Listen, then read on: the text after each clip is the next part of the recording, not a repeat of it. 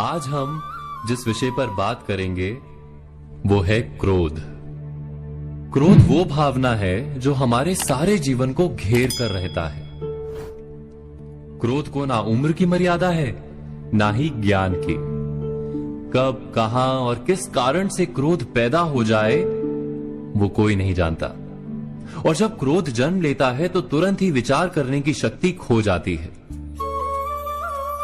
बुद्धि पर अंधकार छा जाता है। वर्षों के संबंध पल भर में टूट जाते हैं। सारा जीवन बिखर जाता है। किसी भी कारागार में जाकर देखिए, अधिकतर अपराधी क्षण भर के क्रोध का दंड भोगते हुए दिखाई देंगे, पर फिर भी हम क्रोध पर अंकुश नहीं लगा पाते। बार बार हम क्रोध ना करने का प्रण तो लेते हैं, पर बार बार हमसे क्रोध हो जाता है। ये क्रोध वास्तव में क्या है, क्यों जन्मता है और क्यों अंकुश में नहीं रहता? उदाहरण के लिए आप एक बालक को देखिए। उसे किसी वस्तु की इच्छा होती है और उस समय अगर उसे वो नहीं मिलती या कोई उसे भयभीत करता है तो वो प्रतिक्रिया देता है। बालक की प्रतिक्रिया क्रोध है, क्योंकि बालक निर्बल है, निसहाय है। बालक अपनों से बड़ों को अपने वजूद का एहसास, अपने अस्तित्व की प्रतीति करवाने का प्रयास करता है क्रोध के माध्यम से। बड़े होने पर भी हम क्या ऐसा ही नहीं करते?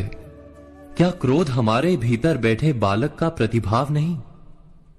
अर्थात क्या क्रोध वास्तव में केवल बालक जैसे व्यवहार का नाम नहीं?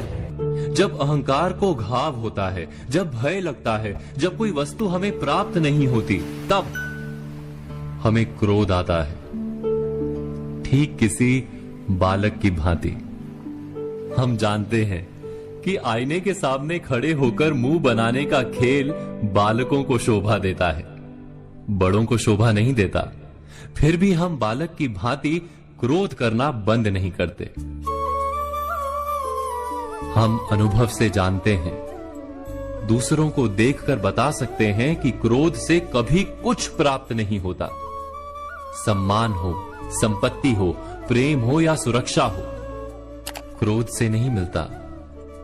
मिलता है तो प्रयासों से, कार्य करने से, बुद्धिपूर्वक विचार करने से। मनुष्य मात्र अपनी आदतों के अनुसार ही जीता रहता है।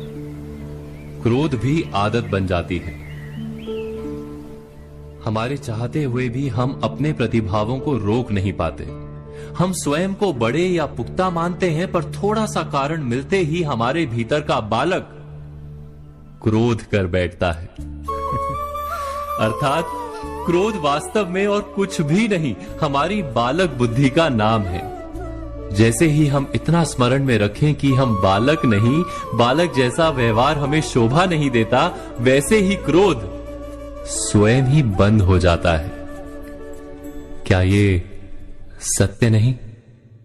इस पर विचार मनन अवश्य कीजिएगा।